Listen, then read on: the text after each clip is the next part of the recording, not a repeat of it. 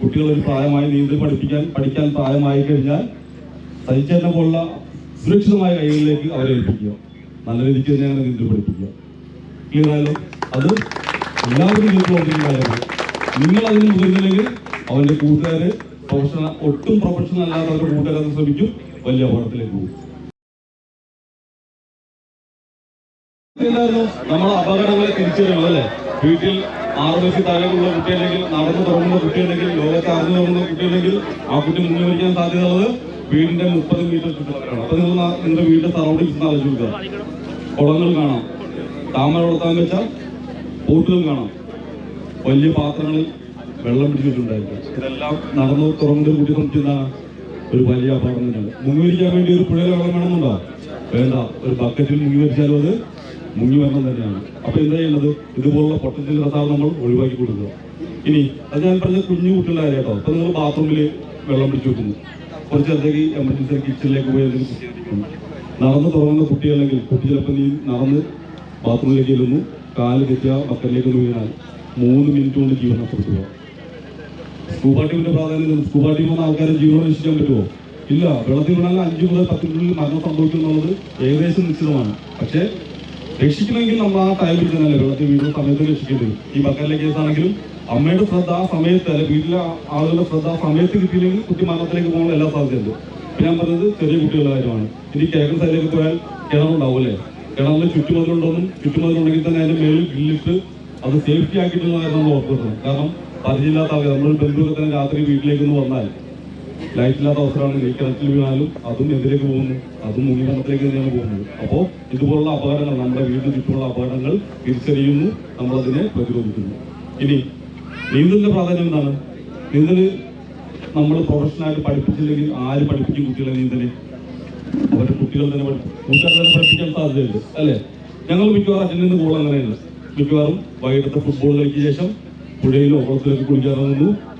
നീന്തൽ അറിയാമല്ലാത്ത ആളെ കൂട്ടുകാർ തന്നെ നിർബന്ധിച്ച് ഞാൻ പഠിപ്പിക്കാമെന്നുള്ള വാഗ്ദാനം കൊടുത്ത് വെള്ളത്തിലേക്ക് ഇറക്കുന്നു. ഒരുപക്ഷെ അവര് മരിച്ച കാര്യം പോലും കൂട്ടുകാർ അറിയാതെ ആയിരിക്കും കരയിലേക്ക് വന്നത്. ഒരു ഉദാഹരണം തരാണെങ്കിൽ, ലാസ്റ്റ് മന്ത് കൊല്ലം സ്കൂബ ടീം അറ്റൻഡ് ചെയ്തൊരു ഗോളാണ്. ഒരു പയ്യനെ വീട്ടിൽ നിന്ന് മിസ്സായിട്ട് 4 ദിവസത്തിനും മേലെ, ഒരു അറിവില്ല. കൂട്ടുകാർ വിളിച്ചിട്ട് കൂട്ടുകാരൊന്നും അറിയില്ല എന്ന് പറഞ്ഞു. അമ്മ അച്ഛൻ നേരെ പോലീസിൽ പരാതിപ്പെടുന്നു. പോലീസുകാർ വീണ്ടും കുട്ടിയെ വിളിച്ചു, കൂട്ടുകാരെ വിളിച്ചു ക്വസ്റ്റ്യൻ ചെയ്യുന്നു. അറിഞ്ഞ അറിവിതാണ്, 4 ദിവസങ്ങൾക്ക് മുന്നേ ഫുട്ബോൾ കളിക്കാൻ പോയി, കളിക്ക് ശേഷം ഇവരെല്ലാം കൂടെ ഒരു പുഴയിലേക്ക് കുളിക്കാൻ തുടങ്ങി. ഈ പയ്യന് നീന്തൽ അറിയില്ലായിരുന്നു. നീന്തലിടയ്ക്ക് എപ്പോഴോ ആ പയ്യൻ മുങ്ങി തന്നു വെള്ളത്തിൽ. കൂട്ടുകാരെന്ത് ചെയ്തു? അവരെ ഒരുമിച്ചൊന്ന് പ്ലാൻ ചെയ്ത് ആരോടും പറയണ്ട. അവരെല്ലാവരും പരസ്പരം തിരിഞ്ഞ് വീട്ടിലേക്ക് പോയി. 4 ദിവസങ്ങൾക്ക് ശേഷമാണ് അറിയുന്നത് ഇത്തരത്തിൽ കുട്ടി മിസ്സായെന്നും.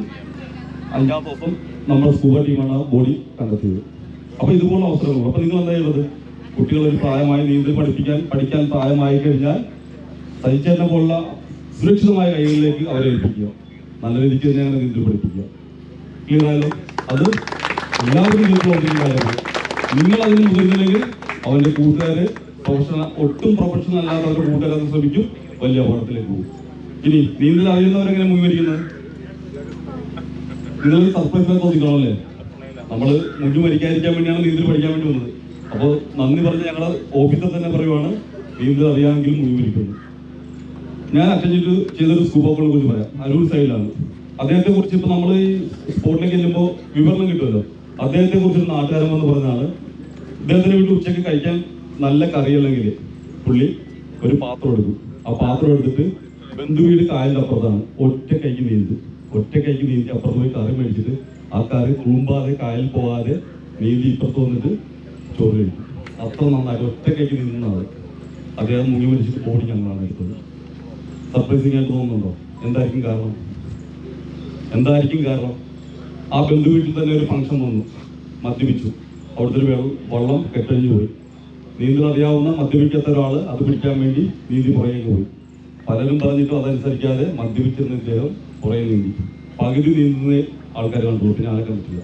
പിന്നെ സ്കൂബ ടീം ചെന്ന് ഡൈവ് ചെയ്ത് ബോഡി എടുക്കുമ്പോഴാണ് മനസ്സിലാക്കുന്നത്. അപ്പോൾ ഒരു കാരണവശാലും മദ്യപിച്ചിട്ട് എത്ര നീന്തൽ അറിയാമെങ്കിലും വെള്ളത്തിൽ ഇറങ്ങരുത്, അത് അപകടമാണ്. ഇനി മറ്റെന്താണ്? ചില അസുഖമുണ്ടല്ലേ? ഏത് അസുഖമാണ് വെള്ളത്തിലേക്ക് ഒഴിവാക്കേണ്ടത്?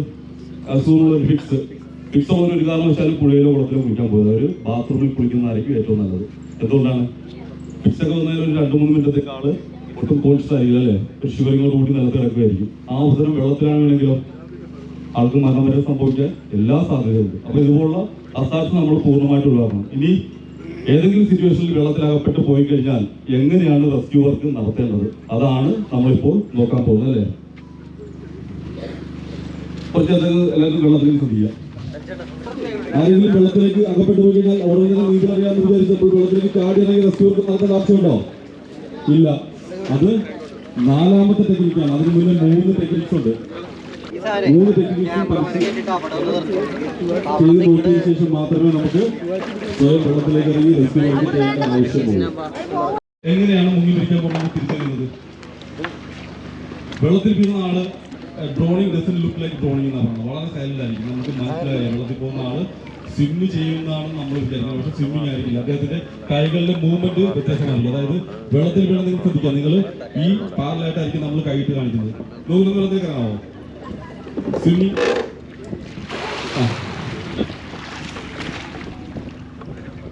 ഇപ്പോ ഗോകുല് വെള്ളത്തിൽ കിടക്കുകയാണല്ലേ. ഗോകുല് എന്തെങ്കിലും ഒച്ചപ്പാടുണ്ടാക്കുന്നുണ്ടോ? വളരെ സൈലന്റ് അല്ലേ. പക്ഷെ നേരെ ഗോകുല് കൈ മേളിലേക്ക് താഴെ കടിക്കാവോ?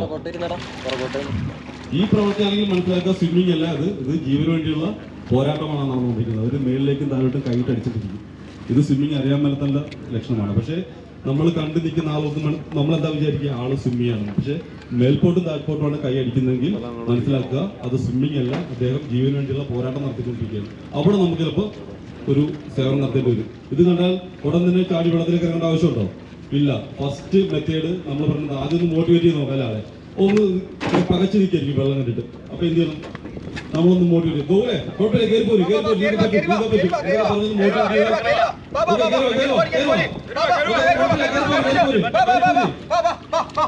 ഓക്കെ. ഇതുപോലെ ഒന്ന് മോട്ടിവേറ്റ് ചെയ്തിട്ട് നമുക്ക് ആളെ വേണം. ഒരു ടെക്നിക്ക് ഫസ്റ്റ് ടെക്നിക്ക് ഇനി മോട്ടിവേറ്റ് ചെയ്യാൻ പറ്റും. എന്നിട്ട് ആളെ പകച്ചിരിക്കുകയാണ്. നമുക്ക് 2ാമത്തെ ഫസ്റ്റ് ടെക്നിക്ക് നോക്കാം. ഇത് ആദ്യം മോട്ടിവേഷൻ ഫസ്റ്റ് ടെക്നിക്കായിട്ട് പറയുമ്പോൾ ഫസ്റ്റ് ടെക്നിക്ക് റീച്ച് മെത്തേഡ്. നിങ്ങൾക്ക് ഏതെങ്കിലും ഒരു വസ്തു ഉപയോഗിച്ച് നീട്ടി കൊടുക്കുക. ചിലപ്പോൾ നമ്മുടെ സ്വന്തം കൈ ആയിരിക്കും. പക്ഷെ നിങ്ങൾ കാല് വെക്കാനെപ്പോഴും ശ്രദ്ധിച്ചോണം. ഇങ്ങനെ നിന്നൊരിക്കലും വെള്ളത്തിലേക്ക് കൈ കൊടുക്കുക. കാരണം എന്താണ്? ഒരു വരി കിട്ടിയാൽ നമ്മൾ താഴത്തേക്ക് പോകും. ഇങ്ങനെയുള്ള സിറ്റുവേഷനിൽ നമ്മൾ ആരെങ്കിലും കൊണ്ട് നമ്മുടെ ബാക്കിൽ സപ്പോർട്ട് ചെയ്യണം. നമ്മുടെ കാലിന്റെ ആക്ഷൻ ഈ രീതിക്കായിരിക്കണം. എപ്പോഴും ഒരു കാലം മുന്നോട്ട് വെച്ചിരിക്കണം. നിങ്ങൾ ബസ്സിലൊക്കെ യാത്ര ചെയ്യുമ്പോൾ ഇങ്ങനെയാണ് നിൽക്കണമെങ്കിൽ ബ്രേക്ക് ഇടുമ്പോൾ എന്ത് ചെയ്യും? നമ്മൾ ഫുള്ളായിട്ട് ഫ്രണ്ടിലേക്ക് പോകും. നേരെ മറിച്ച് കാലിന്റെ രീതി ഇങ്ങനെയാണ് വെക്കുന്നതെങ്കിലോ ബ്രേക്ക് ഇട്ടാലും ഒരു പരിധി നമുക്ക് ആ സ്റ്റോപ്പ് പ്രിവെന്റ് ചെയ്യാൻ സാധിക്കും, ആ മൂവ്മെന്റ് പ്രിവെന്റ് ചെയ്യാൻ സാധിക്കും. അപ്പോൾ ഇങ്ങനെ വെക്കുക. നമ്മൾ ബാക്കിൽ ആരെങ്കിലും സപ്പോർട്ട് ചെയ്തിട്ടാണ് ബാക്കിലുള്ള കാലിലൂടെ സപ്പോർട്ട് ചെയ്തിട്ട് ഈ രീതിക്ക് സപ്പോർട്ട് ചെയ്തിരിക്കുക. കൈ നീട്ടി എത്താവുന്ന രീതിയാണ് കൈ നീട്ടുക. എപ്പോഴും സപ്പോർട്ട് വേണം. ഓക്കെ. ഇല്ലെങ്കിൽ ഒരു വടിയോ എന്തെങ്കിലും ഒരു പോൾ എന്തെങ്കിലും പെട്ടെന്ന് തപ്പിയെടുക്കുക. അത് അദ്ദേഹത്തിന് നീട്ടി കൊടുക്കുക. ഇനി നമ്മൾ സപ്പോർട്ട് ചെയ്യാൻ ആരും ഇല്ലെങ്കിൽ എന്ത് ചെയ്യണം? നമ്മൾ സപ്പോർട്ട് ചെയ്യാൻ ആരും ഇല്ലെങ്കിൽ എന്ത് ചെയ്യണം? നമ്മൾ നേരെ കമഴ്ന്ന് കിടക്കുക. കമഴ്ന്ന് കിടന്നിട്ട് മാത്രം നമ്മൾ വടി നീട്ടി കൊടുക്കുക. റെഡി അല്ലേ? അപ്പൊ ഫസ്റ്റ് ടെക്നിക്ക് റീച്ച് മെത്തേഡ്. നോക്കിക്കോളൂട്ടോ, അങ്ങോട്ട് നോക്കിക്കോളൂ. ഇനി ഗൂഗിളിൽ ഒരു വടി നീട്ടി കൊടുക്കാൻ പോവാണ്.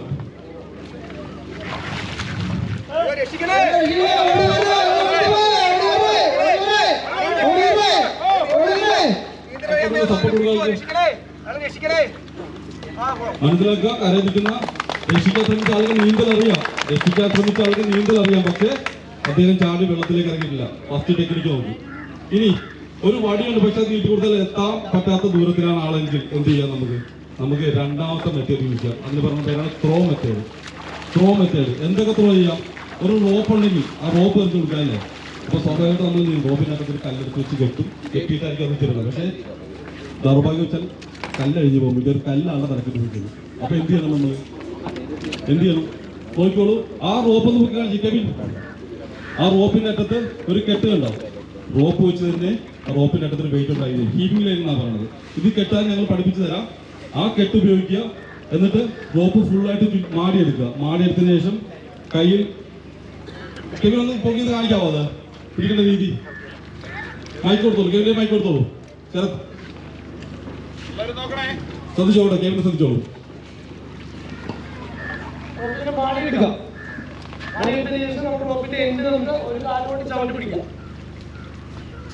അതായത് എറിഞ്ഞു കൊടുക്കുമ്പോൾ റോപ്പ് ഫുള്ള് വെള്ളത്തിലേക്ക് പോരുന്നു. ചെയ്ത പണി മൊത്തം വേസ്റ്റ് ആകും. അതുകൊണ്ട് റോപ്പ് മസ്റ്റ് ആയിട്ട് ചവിട്ടി പിടിച്ചിരിക്കുന്നത്.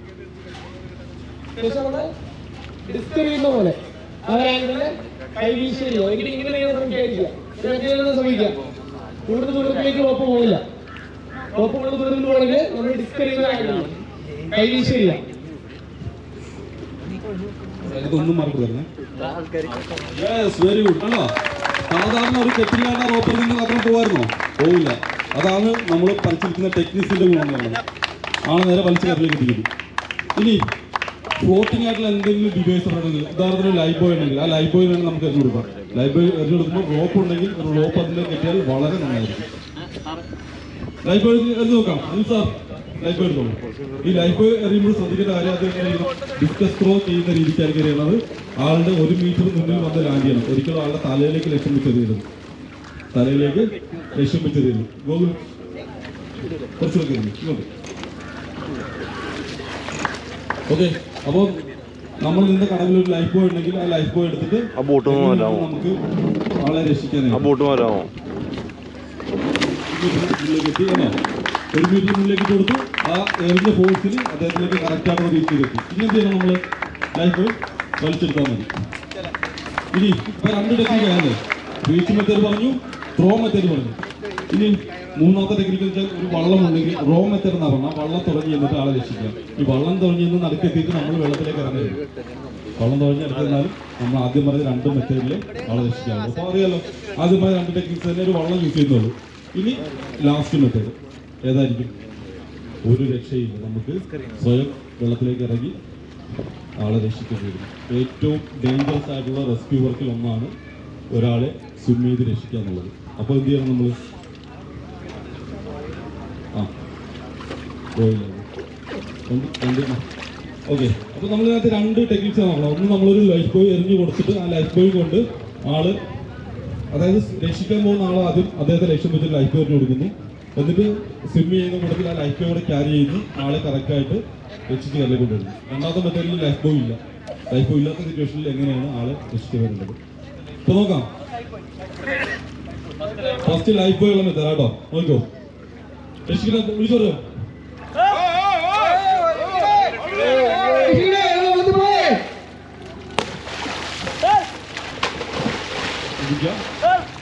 നമ്മുടെ ബാഗ് ഏതായിരിക്കും?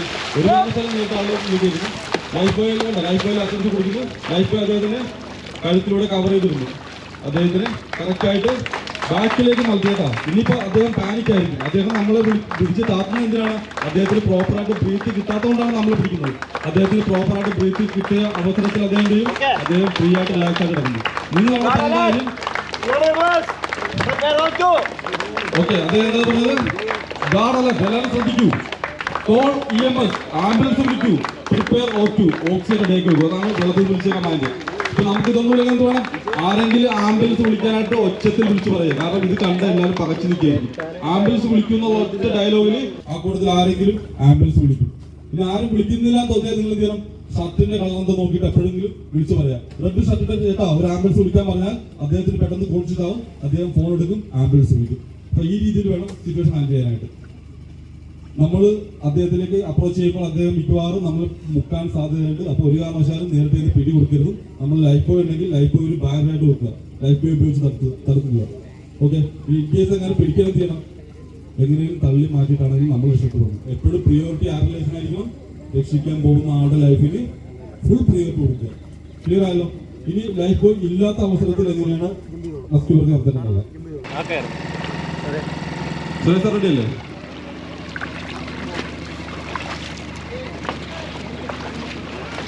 ഒരു കാരണവശാലും ചെന്ന് നേരിട്ട് പിടി കൊടുത്തേക്കരുത്. പിടിച്ചാൽ ആൾ മുട്ടിത്താത്താനുള്ള എല്ലാ സാധ്യതയുണ്ട്. ഈ ലേഡീസ് ആണെങ്കിൽ എന്ത് ചെയ്യണം? മുടിയിലാണ് എപ്പോഴും ഒന്ന് ആളെ മലത്താൻ നോക്കണ്ട, മലത്തി കിടത്താൻ നോക്കണം. മലത്തി കിടത്തിയാൽ നമ്മുടെ എയർവേ ഫ്രീ ആകുമ്പോൾ നമുക്ക് ബ്രീത്ത് കിട്ടാനുള്ള അവസരം കിട്ടും. നമ്മളും ധൃതി വെക്കണ്ട. നമ്മുടെ ഫസ്റ്റ് ലക്ഷ്യം എന്തായിരിക്കണം? ആളെ മലത്തി കിടക്കുക, ആൾക്ക് പ്രോപ്പറായിട്ട് ബ്രീത്ത് ചെയ്യാനുള്ള അവസരം ഉണ്ടാക്കി കൊടുക്കുക. ഒരു 2-3 ബ്രീത്ത് നന്നായിട്ട് ആളെടുത്ത് കഴിഞ്ഞാൽ ആൾ നോർമലാകാൻ തുടങ്ങും. ആ ടൈം കൊടുക്കുക, വെയിറ്റ് ചെയ്യുക. നോർമലായതിനു ശേഷം അദ്ദേഹത്തോടെ കൺവിൻസ് ചെയ്തിട്ട് ബാക്ക് സ്ട്രോക്ക് ചെയ്ത് കരയിലേക്ക് വരും. ബാക്ക് സ്ട്രോക്ക് ചെയ്ത് കരയിലേക്ക് വരും. Okay, ready? സുരേഷ് സാറേ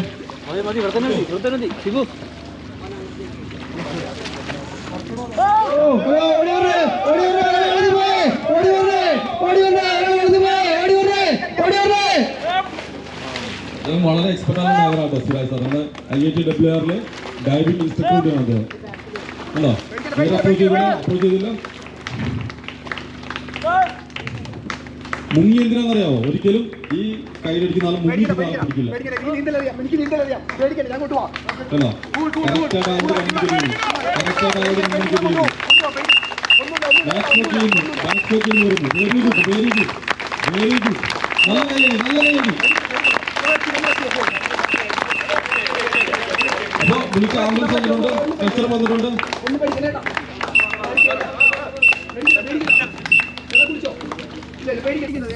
ഗുഡ്, വെരി ഗുഡ്. നല്ല കൈയടി, നല്ല കൈയടി.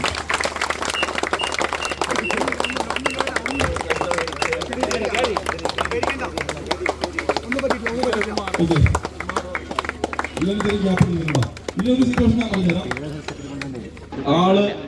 നമ്മളിപ്പോ ആള് കോൺഷ്യസ് ആണല്ലേ? നമ്മള് ചെറിയ ഡെത്തുള്ള വെള്ളമായിരുന്നു, നമ്മൾ മുങ്ങി ആളെ എടുത്തു. ആള് ക്ലിനിക്കലി ഡെത്തായിരുന്നു വിചാരിക്കുക. ക്ലിനിക്കൽ ഡെത്ത് എന്ന് വെച്ചാൽ എന്താണ്? ഒരാളെ പരിശോധിക്കുമ്പോൾ ആൾക്ക് പൾസ് ഇല്ല, ബ്രീത്ത് ഇല്ല, മരണമാണോ അത്? നമ്മളൊരാളെ പരിശോധിക്കുന്നു, ആൾക്ക് പൾസ് ഇല്ല, ബ്രീത്ത് ഇല്ല, മരണമാണോ? നമ്മളെല്ലാവരും തെറ്റിദ്ധരിക്കും മരണമാണ്. പക്ഷെ അത് മരണമല്ല, അത് ക്ലിനിക്കലി മാത്രം ഡെത്തായിട്ടുള്ളൂ. ആള് ജീവിക്കാനുള്ള എല്ലാ സാധ്യതയും ഈ കറക്റ്റായിട്ട് അറ്റൻഷൻ കൊടുത്തില്ലെങ്കിൽ, ക്ലിനിക്കൽ ഡെത്ത് തിരിച്ചറിഞ്ഞ് തൊട്ടടുത്ത നിമിഷം CPR കൊടുത്തില്ലെങ്കിൽ 6 മിനിറ്റിനുള്ളിൽ മറ്റൊരു മരണം കൂടെ സംഭവിക്കും. അതിന്റെ പേരാണ് ബയോളജിക്കൽ ഡെത്ത്. അതായത് നമ്മുടെ തലച്ചോറിലേക്ക് ഓക്സിജൻ സപ്ലൈ ഇല്ലെങ്കിൽ 6 മിനിറ്റ് കൊണ്ട് നമ്മുടെ തലച്ചോറിലെ സെൽസെല്ലാം നശിച്ച് രണ്ടാമത് മരണം നടക്കുന്നു. അതിന്റെ പേരാണ് biological death. Biological death irreversible ആണ്. അതായത് ഒരിക്കൽ തലച്ചോറിലെ സെൽസ് നശിച്ചാൽ പിന്നീട് ഒരിക്കലും നമുക്കത് പുനർജീവിപ്പിക്കാൻ സാധിക്കില്ല. അപ്പോ കരയിലേക്ക് ആളെത്തിക്കുന്നു, നമ്മൾ പരിശോധിക്കുന്നു, പൾസ് ബ്രീത്ത് വന്നു. പൾസ് ബ്രീത്ത് ഇല്ലെങ്കിൽ അതേ സെക്കൻഡിൽ നമ്മൾ എന്ത് ചെയ്യുന്നു? CPR സ്റ്റാർട്ട് ചെയ്യുന്നു. എന്താണ് CPR? വെള്ളത്തിൽ മുങ്ങി മരിച്ചാൽ ഉള്ള ഫസ്റ്റ് എയ്ഡിന്റെ പേരാണ് CPR, കാർഡിയോ പൾമണറി റെസസിറ്റേഷൻ. ഞങ്ങളിപ്പോ പറയാൻ പോകുന്നത് ഇന്റർനാഷണൽ ലൈസൻസ് കമ്മിറ്റി ഓഫ് റെസസിറ്റേഷന്റെ ഗൈഡൻസ് പ്രകാരമുള്ള കാര്യമാണ്. അതായത് വെള്ളത്തിൽ മുങ്ങിയിട്ട് ഒരാൾ കരയിലേക്ക് എത്തിച്ചു, പരിശോധിക്കുന്നു, ആൾ ക്ലിനിക്കലി ഡെത്ത് ആണെങ്കിൽ കൊടുക്കേണ്ട ഫസ്റ്റ് എയ്ഡ് ഇൽക്കോന്റെ ഗൈഡൻസ് പ്രകാരം CAB സീക്വൻസിലാണ്. CAB sequence. ഇവിടുത്തെ ആൾക്കാർക്കൊന്നും ക്യാപ്റ്റാവും. ഇവിടെ നിൽക്കുന്ന ആളുകൾക്ക് ഇപ്പം വിചാരിക്കാം നമ്മള് ചെറിയ ഡെത്തുള്ള വെള്ളമായിരുന്നു, നമ്മൾ ആൾ മുങ്ങിയെടുത്തു. പക്ഷെ കരയിലെത്തി പരിശോധിച്ചപ്പോൾ എന്തില്ല? ആൾക്ക് പൾസും ഇല്ല, ബ്രീത്തും ഇല്ല. നമ്മൾ എന്ത് ചെയ്യണം? അപ്പൊ അതിനെ എങ്ങനെ പരിശോധിക്കണം? ഒന്ന് പരിശോധിച്ച് നോക്കി. ആദ്യം ഒന്ന് റെസ്പോൺസ് ചെയ്യുന്നു. Okay, okay. 2 കാര്യങ്ങൾ ചെയ്തല്ലേ? വളരെ നിമിഷങ്ങൾക്കുള്ളിൽ 2 കമാൻഡാണ് ചെയ്തിരിക്കുന്നത്. അതൊക്കെയാണ്. ഒന്ന്, ആള് റെസ്പോൺസ് ചെയ്തു. ആള് എന്തെങ്കിലും മാറ്റം വരുന്നുണ്ടെന്ന് ഷോൾഡറിൽ നന്നായിട്ട് ടാപ്പ് ചെയ്യുന്നു. ഷോൾഡറിൽ നന്നായിട്ട് ടാപ്പ് ചെയ്തിട്ട് ആളുടെ പേര് വിളിച്ചു നോക്കി, അല്ലെങ്കിൽ ചേട്ടാന്ന് വിളിച്ചു നോക്കി. നമ്മുടെ നോട്ടം എങ്ങോട്ടായിരിക്കണം? നമ്മുടെ നോട്ടം ആളുടെ മുഖത്തേക്കായിരിക്കണം. എന്തെങ്കിലും മാറ്റം വരുമെങ്കിൽ ആളുടെ മുഖത്തായിരിക്കും അത് പ്രതിഫലിക്കുന്നത്. ഓക്കെ, ഒന്ന് വിളിച്ചേ, നോക്കിയേ, മുഖത്തേക്ക് വിളിച്ചേ. ഓക്കെ, ഇനി കൈക്കുഞ്ഞുങ്ങളാണെങ്കിലോ? കൈക്കുഞ്ഞുങ്ങളാണെങ്കിൽ ഇതൊരു ചെറിയ കുട്ടിയാണ്, കൈക്കുഞ്ഞാണ് വെള്ളത്തിലേക്ക് പോയത്, ബക്കറ്റിലേക്ക് വീണ് ഈ അപകടം പറ്റി. എന്ത് ചെയ്യണം? നമ്മള് ആളെടുത്തിട്ട് കുട്ടിയുടെ കാൽപാദം ഉണ്ടല്ലോ, കാൽപാദത്തിനെ അടിച്ചു നോക്കുക, അല്ലെങ്കിൽ ഒന്ന് പിച്ച് നോക്കുക. നോട്ടം എങ്ങോട്ടായിരിക്കണം? നോട്ടം കുട്ടിയുടെ മുഖത്തേക്കായിരിക്കണം. ഇനി മാറ്റമില്ലെങ്കിൽ, റെസ്പോണ്ട് ചെയ്തില്ലെങ്കിൽ നെക്സ്റ്റ് സ്റ്റെപ്പ് എന്ന് പറയുന്നത് കോൾ ഫോർ ഹെൽപ്പാണ്. ആരെങ്കിലും ഉടൻ സഹായത്തിന് വിളിച്ചിരിക്കണം. എന്താണ് കമാൻഡ്? ഒന്ന് വിളിച്ചേ. ഓക്കെ, ഇവിടെ ഇദ്ദേഹത്തിന് ആളുടെ പേരറിയാം. ഗോപി സാറ് ഒരു ആംബുലൻസ് വിളിക്കാൻ പറഞ്ഞു. അന്ന് നിൽക്കുന്ന ഒരു പബ്ലിക് പ്ലേസ് ആയിരുന്നു, അല്ലെങ്കിൽ ഇതുപോലത്തെ ഒരു പുഴയായിരുന്നു. എനിക്ക് ആരും പേരറിയില്ല. എങ്ങനെ ആംബുലൻസ് വിളിച്ചു? ചെറിയൊരു ആംബുലൻസ് വിളിച്ചേ. അല്ലോ, നമ്മളെല്ലാവരും ഒരു നിമിഷം ആ വൈറ്റ് ടീഷർട്ട് ചേട്ടൻ നോക്കി. ഇപ്പൊ പബ്ലിക് പ്ലേസിലാണെങ്കിൽ നമ്മൾ ചേട്ടാ ഒരു ആംബുലൻസ് വിളിക്കുന്നതിന് പകരം എന്ത് പറയണം? ഷർട്ടിന്റെ കളർ വെച്ച് പറയുക, അല്ലെങ്കിൽ ആരും ആ റെസ്പോൺസിബിലിറ്റി ഏറ്റെടുക്കില്ല. അപ്പൊ എപ്പോഴും ഒരു ഷർട്ടിന്റെ കളർ വെച്ചിട്ടോ കഷണ്ടിയുള്ള ചേട്ടാന്നോ കൊടുക്കുന്ന ചേട്ടാന്നോ പറയരുത്, അത് ഒഴിവാക്കുക. നേരെ ഒരു ഷർട്ടിന്റെ കളർ വെച്ച് മാത്രം നമ്മൾ ഇൻഡിക്കേറ്റ് ചെയ്തു. ഇനി അടുത്ത സ്റ്റെപ്പ് എന്താണ്? ആളുടെ പൾസും ബ്രീത്തും പരിശോധിക്കുന്നു. ഏത് പൾസാണ് പരിശോധിക്കുന്നത്? നമ്മുടെ കരോട്ടിൽ പൾസ് കേട്ടോ. നമ്മുടെ ശരീരത്തിൽ 9 സ്ഥലങ്ങളിൽ പൾസ് കിട്ടും. അതിൽ 2 പൾസ് നമ്മൾ അറിഞ്ഞിരിക്കുന്നു. ഒന്ന് കരോട്ടിൽ പൾസാണ്, അതായത് എല്ലാവരും 2 പേരെടുത്ത് ഒരിക്കലും തള്ളവരൽ ഉപയോഗിച്ച് നിങ്ങൾ പൾസ് നോക്കരുത്. ഈ 2 പേര് അല്ലെങ്കിൽ ഈ 3 പേരിൽ ഇത് വെച്ചിട്ട് ഈ കഴുത്തിന്റെ പീക്ക് പോയിന്റ് ഇല്ലേ, ആ പീക്ക് പോയിന്റ് കെവിൻ സാറിന്റെ സാധനം നോക്കി അവർ കാണിക്കുന്ന പോലെ ഉണ്ടോ? ആ കഴുത്തിന്റെ കരോട്ടിൽ പൾസ്. ഈ പൾസ് എന്താണ് അർത്ഥമാക്കുന്നത്? നിങ്ങളുടെ ഹൃദയം പ്രവർത്തിക്കുന്നുണ്ട്, തലച്ചോറിലേക്ക് ബ്ലഡ് സപ്ലൈ ഉണ്ട്. ഇതാണ് അർത്ഥമാക്കുന്നത്. കൊണ്ട് 2 കൂടെ ഒരുമിച്ച് നോക്കരുത്, ഏതെങ്കിലും ഒരു വശത്ത് നോക്കുക. ഇനി കൈക്കുഞ്ഞുങ്ങളാണെങ്കിലും കഴുത്തിന് പ്രോപ്പറായിട്ട് ഉറപ്പൊന്നും കാണത്തില്ല. അവിടെ ഏത് പൾസ് നോക്കും നമ്മൾ? അവിടെ നോക്കേണ്ട പൾസാണ് ബ്രേക്കിൽ പൾസ്. അതായത് ഈ ചെറുപരനോട് ചേർന്ന് നമ്മുടെ എൽബോയ്ക്ക് ജസ്റ്റ് എബോവ് നമുക്ക് പൾസ് ഫീൽ ചെയ്യും. അതിന്റെ പേരാണ് ബ്രേക്കിൽ പൾസ്. അപ്പൊ കൈക്കുഞ്ഞുങ്ങളാണെങ്കിൽ ഇത് ഏത് സിറ്റുവേഷൻ കേട്ടോ, മുന്നിൽ മാത്രമല്ല ഏത് സിറ്റുവേഷനും ആ റെസ്പോണ്ട് ചെയ്യുന്നില്ലെങ്കിൽ, അഡൽട്ട് ആണെങ്കിൽ, വലിയ ആളുകാരാണെങ്കിൽ കഴുത്തിന്റെ പൾസ് നോക്കുക, ചെറിയ ആൾക്കാരാണെങ്കിൽ കൈത്തന്റെ പൾസ് നോക്കുക. കൈത്തന്റെ അല്ല, നമ്മുടെ ബ്രേക്കിൽ പൾസ് നോക്കുക. ക്ലിയർ ആയല്ലോ. ഇനി ഒരാൾ ബ്രീത്ത് ചെയ്യുന്നുള്ള പറയാനായിട്ട് നമുക്കൊരു ടെക്നിക്ക് ഉണ്ട്, LLF എന്ന് പറയും, ലുക്ക് ലിസൺ ആൻഡ് ഫീൽ. അതായത് ഈ കിടക്കുന്ന ആളുടെ മൂക്കിലേക്കൂടെ നമ്മൾ ചെവി വെക്കുന്നു, എന്നിട്ട് നെഞ്ചിലേക്ക് നോക്കുന്നു, നെഞ്ചിലേക്ക് നോക്കും. അപ്പൊ 3 കാര്യങ്ങളാണ് നമ്മൾ ഒരുമിച്ച് നോക്കുന്നത്. അതായത് ആളുടെ അബ്ഡോമൻ വശം പൊങ്ങിത്താഴും, അത് ബ്രീത്ത് ചെയ്യുന്നത് സിമ്പിൾ ആണല്ലേ, വയറിങ്ങനെ ഉയർന്നതാകുന്നു. രണ്ടാമത് ലുക്ക്, അതായി ലുക്ക് ലിസൺ എന്താണ്, ആള് ശ്വസിക്കുമ്പോൾ ആ സൗണ്ട് നമുക്ക് കേൾക്കാൻ പറ്റും, ലിസണായി. എന്താണ് ഫീല്, ആളുടെ നിശ്വാസമായി നമ്മുടെ കവിൾ തട്ടുമ്പോൾ നമുക്കത് ഫീലും ചെയ്യുന്നു. അപ്പൊ ലുക്ക് ലിസൺ ഫീലിലൂടെ നമ്മൾ ആള് ബ്രീത്ത് ചെയ്യുന്നുണ്ടെന്ന് മനസ്സിലാക്കുന്നു. പൾസ് ഇല്ല, ബ്രീത്ത് ഇല്ലെങ്കിൽ അടുത്ത സെക്കൻഡ് CPR സ്റ്റാർട്ട് ചെയ്തിരിക്കണം. നമ്മൾ CPR കൊടുക്കാൻ 1 മിനിറ്റ് വൈകിയാൽ ആള് രക്ഷപ്പെടാനുള്ള സാധ്യത 10% കുറയും. 2 മിനിറ്റിൽ 20%, 5 മിനിറ്റിൽ 50%, 10 മിനിറ്റോളം നമ്മൾ ഡിലേ ആക്കിയാൽ ആള് രക്ഷപ്പെടാനുള്ള സാധ്യത മാത്രമായിരിക്കും. അപ്പൊ എന്ത് ചെയ്യണം, 1 നിമിഷം പോലും വേസ്റ്റാകാതെ നമ്മൾ CPR സ്റ്റാർട്ട് ചെയ്യുന്നു. വെള്ളത്തിൽ പോയതുകൊണ്ട് നമ്മൾ ഏത് രീതിക്കാണ് കൊടുക്കാൻ പോകുന്നത്, ABC സീക്വൻസ്. അതായത് A for airway, B for breath, C for circulation. Clear ആയല്ലോ. വെള്ളത്തിൽ പോകാത്ത സിറ്റുവേഷൻ ആണെങ്കിൽ, മറ്റു പല സിറ്റുവേഷനും CPR കൊടുക്കുന്നു, വെള്ളത്തിൽ പോകാത്ത സിറ്റുവേഷൻ ആണെങ്കിൽ CAB സീക്വൻസ് ആണ് ഫോളോ ചെയ്യുന്നത്. വെള്ളത്തിൽ പോയത് കൊണ്ട് നമ്മൾ ആദ്യം എന്ത് ചെയ്യുന്നു, ആളെ വേണമെങ്കിൽ ഒന്ന് ചരിച്ചെടുത്താലേ, ചരിച്ചെടുത്തിട്ട് ഒരിക്കലും വയറ് നീക്കി വെള്ളം കളയേണ്ട ആവശ്യമില്ല കേട്ടോ. വയറ് നീക്കി, ശരിക്കും ലങ്സിലെ വെള്ളമാണ് പ്രശ്നം, വയറ്റിലെ വെള്ളം അധികം പ്രശ്നമല്ല.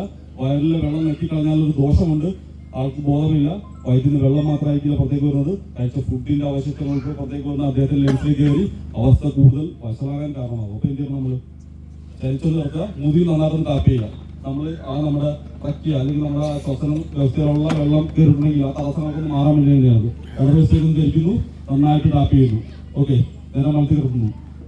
ഇനി ABC സീക്വൻസ് കൊടുക്കാൻ പോകുന്നു. A for airway, വായിക്കകത്ത് പായല് മണ്ണ് പോലുള്ള എല്ലാ വസ്തുക്കളും കാണും. എയർവേ ക്ലീൻ ചെയ്തു, എയർവേ അല്ല ക്ലീൻ ചെയ്തു പരിശോധന നോക്കി നമ്മൾ. ഓക്കെ, എയർവേ ക്ലീൻ ചെയ്തു. First ABC മെത്തേഡില് A for airway, airway ഒന്ന് ചിലപ്പോൾ മണ്ണോ പായലോ വസ്തുക്കൾ കാണാം, അതൊക്കെ ഒന്ന് ക്ലീൻ ചെയ്യുന്നു. ഓക്കെ, ഇനി എപ്പോ ഏത് സിറ്റുവേഷൻ ആർക്കെങ്കിലും കൃത്രിമമായി ബ്രീത്ത് കൊടുക്കേണ്ടി വന്നാൽ നിങ്ങൾ ആളുടെ താടി അല്പം മേൽപോട്ട് വെക്കണം, തല ഇങ്ങനെ താഴ്ത്തി വെക്കണം. ഈ ഒരു സിറ്റുവേഷൻ, അതായത് നമ്മൾ തുമ്മുമ്പോൾ തല മേൽപോട്ടാക്കില്ലേ, ഈ പൊസിഷനിൽ വെച്ചാൽ നമ്മൾ കൃത്രിമമായിട്ട് ബ്രീത്ത് കൊടുത്താൽ ലെങ്സിലേക്ക് എത്തപ്പെടുകയുള്ളൂ. അപ്പൊ എന്ത് ചെയ്യണം, ഈ രീതിക്ക് തല മേൽപോട്ട് എത്തിപ്പിടിക്കുക. ഇനി മൂക്കടച്ച് പിടിക്കുക. ഇപ്പൊ A എന്ന ലെറ്റർ കംപ്ലീറ്റ് ആയി. അടുത്ത ലെറ്റർ ഏതായിരുന്നു, B ഫോർ ബ്രീത്ത്. ഇനിഷ്യലി 5 ബ്രീത്താണ് കൊടുക്കുന്നത്. ഇനിഷ്യലി വെള്ളത്തിൽ വീണാണെങ്കിൽ 5 ബ്രീത്ത് കൊടുത്തോ. 1 നമ്മൾ നന്നായിട്ടൊന്ന് ബ്രീത്ത് ചെയ്യുന്നു, അത് ജെന്റിലി ആളുടെ ലെൻസിലേക്ക് വായിലൂടെ വരുന്നു. വായിലൂടെയാണ് ഊതിപ്പെടുന്നത്, മൂക്ക് മസ്റ്റായിട്ട് അടച്ചു പിടിച്ചിരിക്കണം. ഓക്കെ, അപ്പൊ Aയും Bയും കംപ്ലീറ്റ് ആയി. ലാസ്റ്റ് ലെറ്റർ ഏതാണ്, C ഫോർ സർക്കുലേഷൻ. ഇദ്ദേഹത്തിന്റെ ഹൃദയം ഇപ്പൊ വെച്ചിരിക്കണം അല്ലേ, സപ്ലൈ ഉണ്ടോ, ബ്ലഡ് സപ്ലൈ ഉണ്ടോ, ഇല്ല. സപ്ലൈ ഇല്ലെങ്കിൽ ഒരു 6 മിനിറ്റിൽ തലച്ചോറ് സെൽസ് എല്ലാം നശിച്ചു പോകും. അപ്പൊ എന്തെങ്കിലും നമ്മൾ കൃത്രിമമായിട്ട് സർക്കുലേഷൻ വരാൻ വേണ്ടി ഒരു 30 കംപ്രഷൻ കൊടുക്കണം. ആ കംപ്രഷൻ കൊടുക്കേണ്ടത് നെഞ്ചിന്റെ മധ്യഭാഗത്താണ്. ഇവിടെ ഒരു അസ്ഥി ഉണ്ടല്ലേ, സ്റ്റെർണം എന്നാണ് അതിന്റെ പേര്. ആ സ്റ്റെർണത്തിന്റെ ലോവർ പോർഷനിലാണ് നമ്മൾ കംപ്രഷൻ കൊടുക്കേണ്ടത്. അത് കണ്ടുപിടിക്കാൻ വേണ്ടി 2 മാർഗങ്ങൾ യൂസ് ചെയ്യാം. ഒന്ന്, നെഞ്ചിലൊരു കുഴിയുണ്ട്, സിഫോൾ പ്രോസസ്, അതിന്റെ 2 വിരൽ മേളിലേക്ക് വരുന്ന വശം നമുക്ക് മധ്യഭാഗമായിട്ട് കണക്കാക്കാം. ഒരു മെത്തേഡ് അത്. രണ്ടാമത്തെ മെത്തേഡ് എന്ന് വെച്ചാൽ നിപ്പിൾ ടു നിപ്പിൾ ഡ്രൈ ചെയ്യാം. അപ്പൊ കിട്ടുന്ന മിഡിൽ പോർഷൻ, ഇത് നമുക്ക് കറക്റ്റ് മധ്യഭാഗമായിട്ട് കണക്കാക്കാം. ഇത് കണ്ടുപിടിച്ച ശേഷം നിങ്ങൾക്ക് ഏറ്റവും വശമുള്ള കൈ അവിടെ പ്ലേസ് ചെയ്യുക. പ്ലേസ് ചെയ്യുമ്പോൾ നിങ്ങളുടെ കൈയുടെ ആദ്യം വെച്ച കൈയുടെ വിരലുകൾ നെഞ്ചിൽ ടച്ച് ചെയ്തില്ലെങ്കിൽ അതൊരു നല്ല പൊസിഷനായി കഴിഞ്ഞു. അടുത്ത കൈ കൊണ്ട് ക്രോസ് ചെയ്യുക. പിന്നെ മുട്ട് വളയാതെ വേണം കംപ്രഷൻ കൊടുക്കാനായിട്ട്. 30 കംപ്രഷനാണ് നമ്മൾ കൊടുക്കാൻ പോകുന്നത്. അതിന്റെ സ്പീഡ് എന്ന് പറയുന്നത് 1 മിനിറ്റ് ചെയ്യാൻ നേരത്ത് 100 മുതൽ 120 നമ്പർ കിട്ടുന്ന രീതിക്ക് വേണം 30 കംപ്രഷൻ കൊടുക്കാനായിട്ട്. ക്ലിയർ ആയല്ലോ. അതായത് 1 സെക്കൻഡിൽ ഓൾമോസ്റ്റ് 2 കംപ്രഷൻ കിട്ടുന്നത്. നോർമലി നമ്മുടെ ഹൃദയം 72 പ്രാവശ്യം ഇരിക്കുന്നത് അല്ലേ, അതിന് വേഗതയിലാണ് കൊടുക്കുന്നത്. 120 നമ്പറുകളിൽ കിട്ടുന്ന രീതിക്ക്, 100 മുതൽ 120 നമ്പറിൽ കിട്ടുന്ന രീതിക്ക് വേണം, സ്പീഡിൽ വേണം കൊടുക്കാനായിട്ട്. ഒരു കംപ്രഷൻ കൊടുത്ത് ഇനി കംപ്രഷൻ കൊടുക്കുമ്പോൾ ശ്രദ്ധിക്കേണ്ട കാര്യം, നെഞ്ചിന്റെ വശം 5 മുതൽ 6 സെന്റിമീറ്റർ ഉണ്ടാകും. ഒന്ന് നീക്കി താഴേക്ക്. ഓക്കെ, വിടുമ്പോൾ പൂർവ്വസ്ഥിതിയിലേക്ക് വരികയാണ്. ഇതാണ് ഒരു കംപ്രഷൻ എന്ന് പറയുന്നത്. ഇങ്ങനെ കംപ്രഷൻ കൊടുത്താൽ മാത്രമേ തലച്ചോറിലേക്ക് ബ്ലഡ് എത്തുള്ളൂ. ഇനി വിടുമ്പോൾ അത് പൂർവ്വസ്ഥിതിയിലേക്ക് വന്നില്ലെങ്കിലോ ഹൃദയം വീണ്ടും നന്നായിട്ട് റീകോയിൽ ആയില്ല, അതായത് ഹൃദയത്തിലേക്ക് വീണ്ടും ബ്ലഡ് ഒന്നും അറിയില്ല. രണ്ടാമത്തെ കംപ്രഷനിൽ വേണ്ടത് ബ്ലഡ് പമ്പ് ചെയ്യപ്പെടില്ല. അപ്പോൾ എപ്പോൾ കംപ്രഷൻ കൊടുത്താലും 5 മുതൽ 6 സെന്റിമീറ്റർ താഴ്ന്നു കൊടുത്ത് വിടുമ്പോൾ പൂർവ്വസ്ഥിതിയിലേക്ക് വരുന്നു. ഈ രീതിക്ക് 100 മുതൽ 120 നമ്പർ സ്പീഡ് കിട്ടുന്ന രീതിക്ക് വേണം 30 കംപ്രഷൻ കൊടുക്കാനായിട്ട്. കൊടുക്കാം 30 കംപ്രഷൻ. ഓക്കെ, കൊടുത്തു. 1 3 4 5 6 7 8 9 10 1 2 3 4 5 6 7 8 9 20 1 2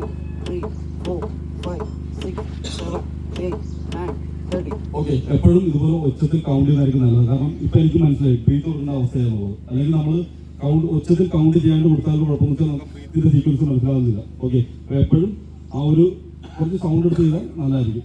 പക്ഷേ നമ്മൾ തനിച്ച് അല്ലെങ്കിൽ ഒന്ന് രണ്ട് പേരുണ്ടെങ്കിൽ ഇത് കറക്റ്റായിട്ട് പ്രോപ്പറായിട്ട് ഇങ്ങനെ തന്നെ ചെയ്യാൻ പറ്റുന്നില്ല. ഇപ്പൊ ട്യൂട്ടോറിയലായതുകൊണ്ട് ഇപ്പൊ പഠിപ്പിക്കുന്നതുകൊണ്ട് പ്രോപ്പറായിട്ട് കാണിച്ചേ ഉള്ളൂ. നിങ്ങൾ എപ്പോഴും ഫോക്കസ് ചെയ്യേണ്ടത് ഈ കംപ്രഷൻ, ഒരു 100 കംപ്രഷൻ കൊടുക്കുമ്പോൾ 80 മേൽ കംപ്രഷനും നല്ല ക്വാളിറ്റി ഉള്ളതായിരിക്കും. അതായത് ഇപ്പൊ ചെയ്തത് 30 കംപ്രഷൻ ബ്രീത്ത് അല്ലേ, ഇനി കൊടുക്കുമ്പോൾ 2 ബ്രീത്ത് കൊടുത്താണ് കേട്ടോ. ഇനിയിപ്പോ 5 ബ്രീത്ത് 30 കംപ്രഷൻ. ഓക്കെ, വെള്ളത്തിപ്പോ ഇൻസുലിൻ അങ്ങനെ ചെയ്തു. ഇനി 2 ബ്രീത്ത് 30 കംപ്രഷൻ, 2 ബ്രീത്ത് 30 കംപ്രഷൻ. അതാണ് ഒരു സൈക്കിൾ എന്ന് പറയുന്നത്. അതുപോലത്തെ 5 സൈക്കിൾ ചെയ്യാൻ വേണ്ടി 2 മിനിറ്റ് എടുക്കാവുള്ളൂ. അതുപോലത്തെ 5 സൈക്കിൾ കംപ്ലീറ്റ് ചെയ്യാൻ വേണ്ടി 2 മിനിറ്റ് എടുക്കാവുള്ളൂ. അങ്ങനെ 2 മിനിറ്റ് ചെയ്തതിനു ശേഷം വീണ്ടും നമുക്ക് റെസ്പോൺസ് പരിശോധിച്ച് നോക്കുന്നു. റെസ്പോൺസ് ഇല്ലെങ്കിൽ എന്ത് ചെയ്യണം? വീണ്ടും CPR കണ്ടിന്യൂ ചെയ്യണം. ഇനി പൊസിഷന്റെ പ്രാധാന്യം എന്താണ്? നമ്മൾ ഇവിടെ ഇവിടെ പിടിച്ചു നോക്കി, ഈ ഒരു പൊസിഷൻ പിടിച്ചു നോക്കി, ഫ്ലോട്ടിംഗ് ലിപ്സ് ആണല്ലേ. ഫ്ലോട്ടിംഗ് ലിപ്സ് എന്ന് പറയും. ഇവിടെയൊക്കെ പിടിച്ച് നന്നായിട്ട് കംപ്രഷൻ ചെയ്ത് ഒടിഞ്ഞു പോകാനുള്ള സാധ്യത, പ്രത്യേകിച്ച് ഏജ് ആയിട്ടുള്ള ആൾക്കാർ. അപ്പൊ എപ്പോഴും നിങ്ങൾ പൊസിഷൻ കണ്ടെത്താൻ നന്നായിട്ട് പഠിച്ചിരിക്കണം. ക്വാളിറ്റിയുള്ള കംപ്രഷൻ കൊടുക്കുന്നതിന് പഠിച്ചിരിക്കണം. ഇല്ലാലോ. ഇനി ഇപ്പൊ നമ്മൾ ഈ കൂടുതൽ ആംബുലൻസ് വിളിച്ചിട്ടുണ്ടല്ലേ, ആംബുലൻസ് വരുമ്പോൾ നിർത്താവോ CPR? ഒരു കാരണവശാലും നിർത്താൻ പാടില്ല. ഇനി ഒരാളിവിടെ കൊടുത്തിരിക്കണം അല്ലേ, ഇദ്ദേഹം ഒരു 5 സൈക്കിൾ കഴിയുമ്പോൾ ശരിക്കും ആവശ്യതയും. ഇപ്പൊ നിങ്ങളെ കൊണ്ട് ചെയ്യുക ഞങ്ങളത് 5 സൈക്കിൾ കഴിയുമ്പോൾ ആള് ശരിക്കും ടയർഡാവും. അപ്പൊ എന്ത് ചെയ്യണം? പിന്നെ അദ്ദേഹം തന്നെ കണ്ടു കഴിഞ്ഞാൽ ക്വാളിറ്റി ഇല്ലാതല്ല, CPR ക്വാളിറ്റി നഷ്ടപ്പെട്ടു പോകും. അപ്പോൾ അടുത്ത ആള് ചെയ്തിട്ട് സാർ കൊടുത്തത് ആള് ചേഞ്ച് ആവുന്നു, വീണ്ടും നമ്മൾ ഈ CPR കണ്ടിന്യൂ ചെയ്തു. അപ്പൊ നമ്മൾ വിളിച്ച ആംബുലൻസ് വന്നു, ആംബുലൻസിലേക്ക് കയറ്റി കിട്ടാൻ മിനിമം ടൈം എടുക്കുക. പറ്റുമെങ്കിൽ 10 സെക്കൻഡിൽ താഴെ സമയം എടുത്തുകൊണ്ട് ആള് ആംബുലൻസിലേക്ക് ഷിഫ്റ്റ് ചെയ്യുന്നു, വീണ്ടും CPR കണ്ടിന്യൂ ചെയ്യുന്നു. നമ്മൾ നേരെ പോയത് ഒരു ഗവൺമെന്റ് ഹോസ്പിറ്റലിലേക്ക് വിചാരിക്കുക. കാഷ്വാലിറ്റി നല്ല തിരക്കാണ്. ഡോക്ടർ നഴ്സിൽ നിന്നും പൂർണ്ണമായിട്ടുള്ള അറ്റൻഷൻ രോഗിയിലേക്ക് അല്ലെങ്കിൽ ഈ വിക്ടിമിലേക്ക് എത്തുന്നില്ല. അവിടെ CPR കൊണ്ട് ആവശ്യമുണ്ടോ? ഹോസ്പിറ്റലിലായെന്ന് പറഞ്ഞിട്ട് ഹോസ്പിറ്റലിൽ എത്തിയില്ല. നമ്മൾ ഹോസ്പിറ്റലിൽ എത്തിയെന്ന് പറയുക അറിയില്ല. ഡോക്ടറുടെയോ നഴ്സിന്റെയോ പൂർണ്ണമായുള്ള ശ്രദ്ധ പേഷ്യന്റിലേക്ക് എപ്പോഴാണോ വരുന്നത്, മെഡിക്കൽ ടീം എപ്പോഴാണോ അദ്ദേഹത്തെ ഏറ്റെടുക്കുന്നത്, ആ നിമിഷം വരെ നമ്മൾ CPR കണ്ടിന്യൂ ചെയ്യുന്നുണ്ട്. ഞങ്ങൾ കൊടുത്തിട്ടുണ്ട്. ഹോസ്പിറ്റലിൽ അകത്ത് വെച്ചിട്ട് ഡോക്ടർ വരുന്നവരെ നമ്മൾ CPR കണ്ടിന്യൂ ചെയ്തിട്ടുണ്ട്. ഓക്കെ, ഇനി എപ്പോൾ നമുക്ക് CPR അവസാനിപ്പിക്കാം? ഒന്നെങ്കിൽ ആള് ബോധം വരണം, ആൾ ഓക്കെ ആവണം, അല്ലെങ്കിൽ ഡോക്ടർ മെഡിക്കൽ ടീം ആളെ ഏറ്റെടുക്കണം. ക്ലിയർ ആയാലോ? എന്തെങ്കിലും സംശയം ഉണ്ടോ? കുട്ടികളാണെങ്കിൽ 1 വയസ്സ് മുതൽ 12 വയസ്സുള്ള കുട്ടികളാണെങ്കിൽ ഒരു കൈ ഉപയോഗിക്കുക. 4 മുതൽ 5 സെന്റിമീറ്റർ നെഞ്ച് താഴ്ന്ന രീതിക്കുള്ള കംപ്രഷൻ കൊടുക്കുക. ബാക്കി പറഞ്ഞ കാര്യങ്ങളെല്ലാം സെയിം തന്നെയാണ്. ഓക്കെ, ഇനി 1 വയസ്സ് താഴെയുള്ള കുട്ടി ഇൻഫന്റ് ആണെങ്കിൽ 2 വിരൽ ഉപയോഗിക്കുക.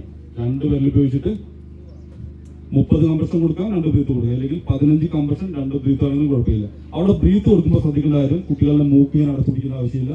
കുട്ടികളുടെ മൂക്കും വായും കൂടെ നമ്മുടെ വായുടെ അകത്തേക്ക് ആക്കിയിട്ട് വേണം ബ്രീത്ത് കൊടുക്കാനായിട്ട്. മനസ്സിലായല്ലോ? കുട്ടികളുടെ മൂക്ക് അടച്ചിരിക്കാൻ ആ ഒരു സ്പേസ് ഇല്ല അവിടെ. അപ്പൊ എന്താ നമ്മൾ കുട്ടിയുടെ മൂക്കും വായും കൂടെ നമ്മുടെ വായുടെ അകത്തേക്ക് ആക്കിയിട്ട് വേണം നമ്മൾ ബ്രീത്ത് കൊടുക്കാനായിട്ട്. ഒറ്റ ഇതേ പറയാറുള്ളൂ, ഒരിക്കലും നമ്മൾ പാനിക്കാറുണ്ട്. പാനിക്കായി കഴിഞ്ഞാൽ ജോ ഡർക്കയാ സംജോ മർക്കയാ, ഡർക്കയാകെ നമ്മൾ എപ്പോഴും ആ ഒരു 3-4 മിനിറ്റത്തേക്ക് നമ്മൾ കറക്റ്റ് റെസ്ക്യൂർ ആവണം. ആ റെസ്ക്യൂർ ആയെങ്കിൽ മാത്രമേ നമ്മളെ കൊണ്ട് ആ ജീവൻ രക്ഷിക്കാനായിരിക്കുള്ളൂ. ഞങ്ങൾ ഒരു സിറ്റുവേഷൻ പോയി പകച്ചിരിക്കാറില്ല. അങ്ങനെ 1 മിനിറ്റെങ്കിലും പായിച്ചാൽ ആളെ രക്ഷപ്പെടാനുള്ള സാധ്യത 10% കുറഞ്ഞില്ലേ? ഒരു സംശയമില്ലാത്ത കാര്യമാണ്. അപ്പൊ എന്തിനാണ് നമ്മൾ 1 സെക്കൻഡ് പോലും മാറുന്നില്ല? 1 സെക്കൻഡ് പോലും മാറാതെ നമ്മൾ അവിടെ റെസ്ക്യൂർ ആവുന്നത് നമ്മൾ പ്രോപ്പറായിട്ടുള്ള ഫസ്റ്റ് എയ്ഡ് കൊടുക്കുന്നു.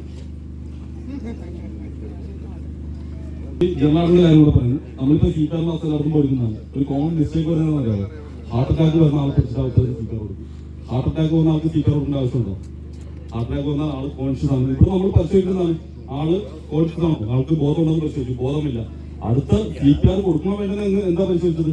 പൾസ് ബ്രീത്ത് ഉണ്ടോ നോക്കി. പൾസ് ബ്രീത്ത് ഇല്ലെങ്കിൽ മാത്രം കൊടുത്താൽ മതി.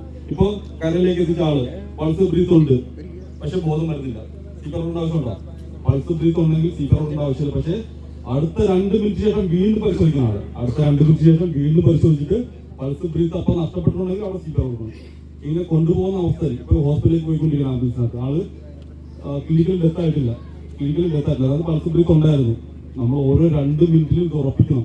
പൾസ് ബ്രീത്ത് ഉണ്ടെന്നുള്ള കാര്യം ഓരോ 2 മിനിറ്റിലും പരിശോധിച്ച് ഉറപ്പിച്ചതിന് ശേഷം മാത്രമേ ഹോസ്പിറ്റലിലേക്ക് എത്തിക്കാവുള്ളൂ. അല്ലെങ്കിൽ ഓൺ ദ വേ നമ്മളിത് പരിശോധിച്ചുകൊണ്ടിരിക്കണം. ക്ലിയർ ആയല്ലോ? ഇനി എന്താണ് ഹാർട്ട് അറ്റാക്ക്? എന്താണ് അവർ പറയുന്നത്? വൈൻഡ് അപ്പ് ചെയ്യാൻ സെക്ഷൻ. എന്താണ് ഹാർട്ട് അറ്റാക്ക്? ഹാർട്ട് നിന്ന് പോകുന്നതല്ല, അത് കാർഡിയാക് അറസ്റ്റ് എന്ന് പറയും. ഓക്കെ, ഒറ്റ ചോദ്യം, നമ്മുടെ ഹൃദയം എന്നാണ് പ്രവർത്തിച്ചു തുടങ്ങിയത്? ജനിക്കും മുമ്പ് നമ്മൾ ഗർഭപാത്രത്തിലായത് 2 ആഴ്ച ടൈമായിട്ട് നമ്മൾ ഹൃദയം പിടിച്ചു തുടങ്ങിയിട്ടുണ്ട്.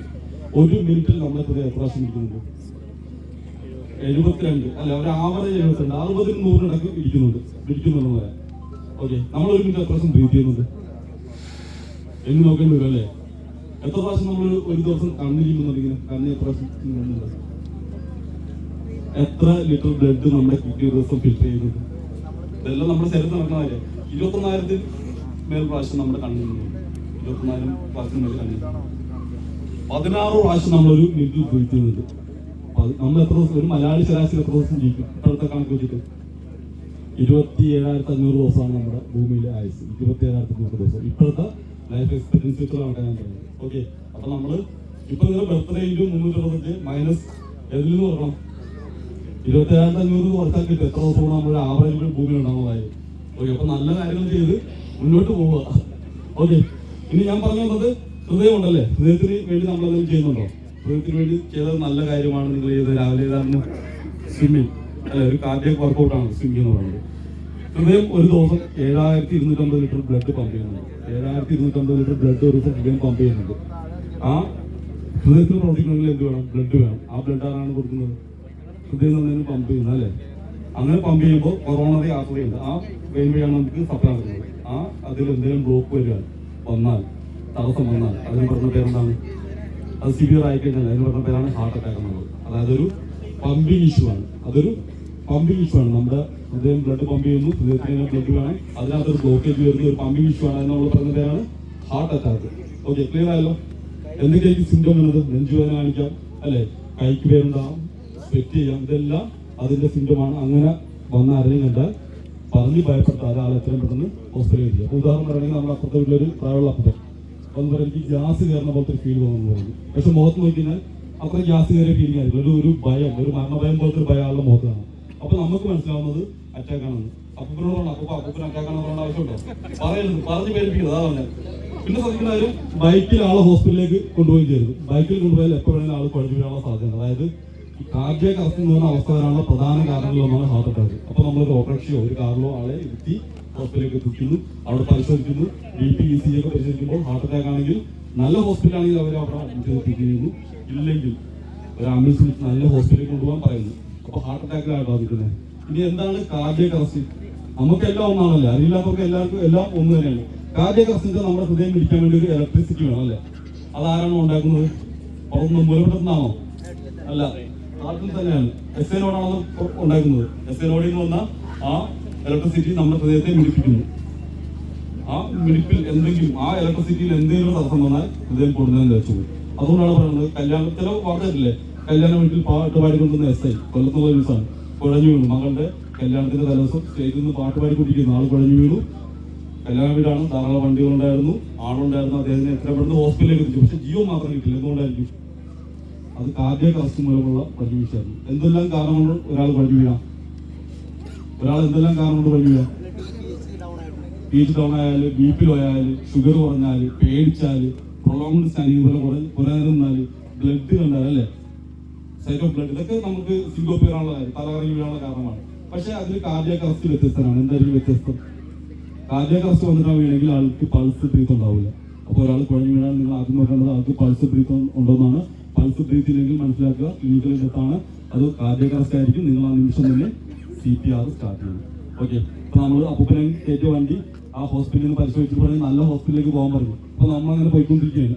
അപ്പൂപ്പൻ അത്രയും നേരം നമ്മളോട് സംസാരിച്ചിരുന്ന അപ്പൂപ്പൻ ഓടുന്നതിനെ മരിച്ചതിന് സമാനമായിട്ട് കിടക്കുന്നു. അപ്പൊ നമ്മൾ പെട്ടെന്ന് തട്ടുവിളിച്ചു നോക്കും. അപ്പൊ അവൻ തട്ടുവിളിച്ചു നോക്കുന്നു, ആള് റെസ്പോണ്ട് ചെയ്യുന്നില്ല.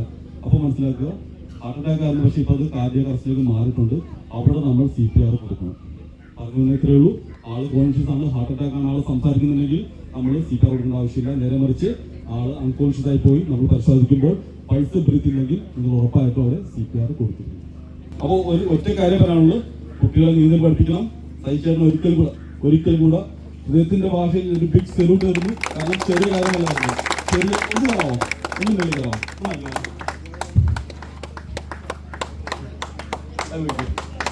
ഇത് ചെറിയ കാര്യമല്ലായിരുന്നു, വളരെ വളരെ വലിയ കാര്യം. ഞാൻ പറയുന്നത് അവിടെ സൂപ്പർ ബോൾ 98 പിടിച്ചു നിർത്തിയത്, അത് 100 താഴെ നിർത്തിയത് ഒരു വലിയ പങ്ക് ഈ സൈറ്റിലുണ്ട്. അദ്ദേഹത്തിന് എല്ലാവിധ ആശംസകളും നേരുന്നു. ഞങ്ങളുടെ ഹൃദയത്തിന്റെ ഭാഷയിൽ ഫയർ ആൻഡ് റെസ്ക്യൂ സർവീസിന്റെ എല്ലാ ആശംസകളും നേരുന്നു. ഞങ്ങളുടെ എല്ലാ സപ്പോർട്ടിങ്ങുകളും ഉണ്ടായിരിക്കുന്നു.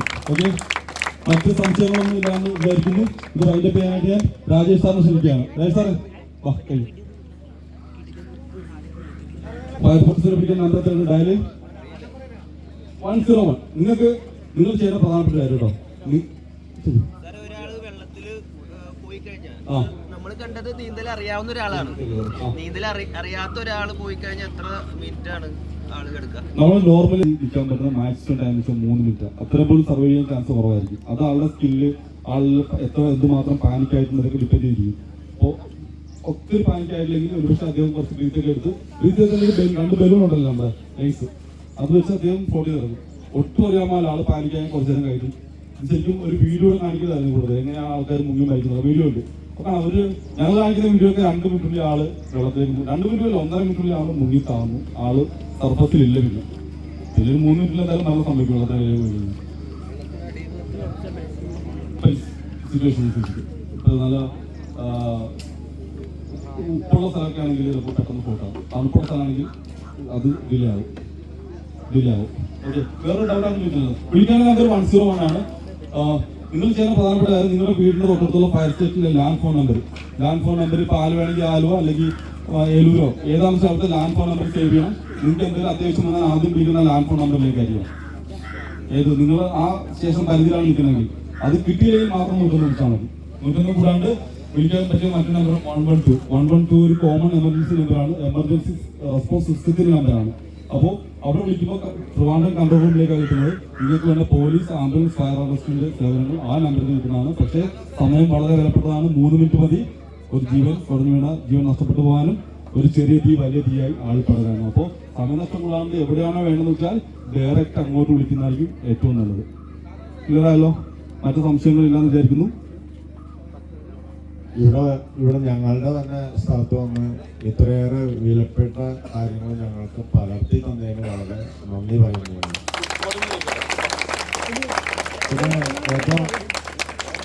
ഇവിടെ ഏറ്റവും പ്രധാനപ്പെട്ട ഒരു കാര്യം പറയാനുള്ളത്, ഏകദേശം 1000 പേരോളം ഇവിടെ ഉണ്ടാവും.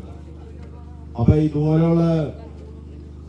ഇതുപോലുള്ള അറിവുകൾ, അതായത് 1 മാസം അല്ലെങ്കിൽ 2 മാസം കഴിയുമ്പോൾ ആളുകൾ മാറിക്കൊണ്ടിരിക്കും. അപ്പൊ ഇതുപോലെയുള്ള അറിവുകൾ ഞങ്ങൾക്ക് എപ്പോഴും അത്യാവശ്യമാണ്. അപ്പൊ ഇത് നമുക്ക് മാസത്തിലൊരിക്കൽ ഇതുപോലത്തെ ഒരു ക്ലാസ് നടത്തി തരാൻ നിങ്ങളുടെ ഭാഗത്തുനിന്ന് മാസത്തിലൊരിക്കൽ ഇതുപോലത്തെ ഒരു ക്ലാസ് എന്ന് വെച്ചാൽ ഇത്ര ഇപ്പം നിങ്ങൾ കണ്ടില്ലേ. ഇതുപോലെ തന്നെ ഇവിടെ നവംബർ 1 വഴി മെയ് 31 വരെ ഇങ്ങനെയാണ്. എല്ലാ ശനിയാഴ്ചകളിലുമാണ് ഇങ്ങനെ ക്രോസിങ്. അപ്പൊ 1 മാസത്തിൽ 1 പ്രാവശ്യമെങ്കിലും ഇതുപോലത്തെ ക്ലാസ്സുകൾ. അപ്പൊ ഇവിടെ അറ്റൻഡ് ചെയ്യുന്ന ആളുകൾ എല്ലാവരും, ഇവിടെ നീന്തി പഠിക്കുന്ന എല്ലാവരെയും ഇതുപോലെ പ്രാപ്തരാക്കി എടുക്കാനാണ് ഞാൻ ഉദ്ദേശിക്കുന്നത്. അപ്പൊ ഇതുപോലത്തെ ഉള്ള ക്ലാസ്സുകൾ കിട്ടിക്കഴിഞ്ഞാൽ മാത്രമാണ് അതുപോലെ ഒരാൾ പെട്ടെന്ന് മുങ്ങി പോയി കഴിഞ്ഞാൽ എന്ത് ചെയ്യാൻ പറ്റും, അവരെ രക്ഷപ്പെടുത്തി. ഇതാണ് നീന്തൽ പഠിപ്പിക്കുന്നതിൽ ഏറ്റവും പ്രധാനപ്പെട്ട കാര്യം. ഇതാണ് ഞാൻ മനസ്സിലാക്കിയിരുന്നത്. അപ്പൊ ഇത് ഗൗരവമായിട്ട് എടുക്കണം. എല്ലാ മാസവും ഇവിടെ ഒരു ക്ലാസ് വയ്ക്കാനുള്ള ഒരു ഗവൺമെന്റ് തലത്തിൽ ആലോചിക്കാൻ പറ്റുമോ എന്ന് വെച്ചാൽ അത് വളരെ അത്യാവശ്യമാണ്. എന്ന് വെച്ചാൽ അത്രയും ആളുകൾ ഇവിടെ ആലുവ പെരിയാറിൽ മാത്രം കൂടുന്നുണ്ട്.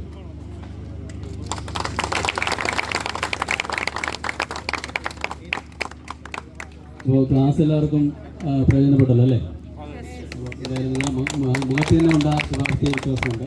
പിന്നെ ഈ പറഞ്ഞ പോലെ കാര്യങ്ങളെല്ലാം മറക്കാതെ നമ്മൾ ഈ പറഞ്ഞ കാര്യങ്ങൾ ഫോളോ ചെയ്യണമെങ്കിൽ നിങ്ങൾക്ക് ഇനി ഒരുപാട് ആൾക്കാരെ രക്ഷപ്പെടുത്താനും അതോടൊപ്പം തന്നെ ഭാവിയിലെ വളർച്ചയിലുള്ള ആൾക്കാരായി മാറാൻ നിങ്ങൾക്ക് സാധിക്കും. പിന്നെ ഒരു കാര്യം കൂടെ ഞാൻ കൂടിച്ചേർക്കുകയാണ്. നമ്മൾ നേരത്തെ പറഞ്ഞ പോലെ തന്നെ നമ്മളിന്ന് നിങ്ങൾക്ക് കുറേ പേര് കൂടെ നീന്തൽ പഠിച്ചു. എൻ്റെ ഒരു എന്തായിരുന്നു ക്രോസിംഗ് ആയിരുന്നു അല്ലേ? അപ്പോൾ നമ്മൾ വാഹനം പഠിച്ച് ലൈസൻസ് എടുത്ത പോലെയാണ് അല്ലേ? നമുക്കറിയാം, പൊതുനിരത്തിൽ ഇറങ്ങി കഴിഞ്ഞാൽ ലൈസൻസ് കിട്ടിയ ആ ഒരു അവസരങ്ങളാണ് അപകടങ്ങൾ ചെയ്യുന്നത് ഉണ്ടായിരുന്നത് അല്ലേ? അപ്പോൾ ആ ഒരു ഓവർ കോൺഫിഡൻസ് ആണ്. നമുക്കിനി എന്തും ചെയ്യാനുള്ള ലൈസൻസ് ആയി എന്നുള്ള തോന്നലാണ്. അപ്പോൾ അത് ആ ഒരു സമാന സാഹചര്യം ആയിരിക്കുമ്പോഴും പല കുട്ടികളുടെ മനസ്സിൽ നമുക്കറിയാം നീന്തൽ അറിയാം, അതിൻ്റെ സ്വിമ്മിംഗ് പൂളാണെന്ന് നമുക്ക് ചാടിക്കളയാം എന്നുള്ള തോന്നലുണ്ടാവും. വളരെ അലർട്ടായിട്ട് ഈ പറഞ്ഞ കാര്യങ്ങളെല്ലാം മനസ്സിൽ ഉറപ്പിച്ചുകൊണ്ട് മുന്നോട്ട് പോവുക. അപകടത്തിൽ നമ്മൾ ഒരിക്കലും പോയി ചാടരുത്. ഓക്കെ, അപ്പോൾ എല്ലാവർക്കും എല്ലാവിധ ആശംസകളും. പ്രത്യേകിച്ച് ഇങ്ങനെ ഒരു വേദി ഒരുക്കി തന്ന നമ്മുടെ ഇവിടുത്തെ വാർഡ് കൗൺസിലർക്ക് പ്രത്യേകം നന്ദി അറിയിക്കുന്ന ഈ അവസരത്തിൽ. അതോടൊപ്പം തന്നെ സജി വളശ്ശേരി, അദ്ദേഹത്തിൻ്റെ മറ്റ് ടീം അംഗങ്ങൾ എല്ലാവരും വലിയൊരു ടീം വർക്കാണെന്ന് മനസ്സിലായി എനിക്ക്. അതാണ് ഇതിൻ്റെ ഒരു വിജയം എന്ന് പറയുന്നത്. ഇനി ഈ ഒരു ടീം ഇനി ഒരുപാട് വളരട്ടെ എന്ന് ആശംസിച്ചുകൊണ്ട് എല്ലാവിധ ആശംസകളും ഒരിക്കൽ കൂടി ഫയർ ആൻഡ് റെസ്ക്യൂ ടീമിൻ്റെ പേര് നൽകിക്കൊണ്ട് താങ്ക് യു.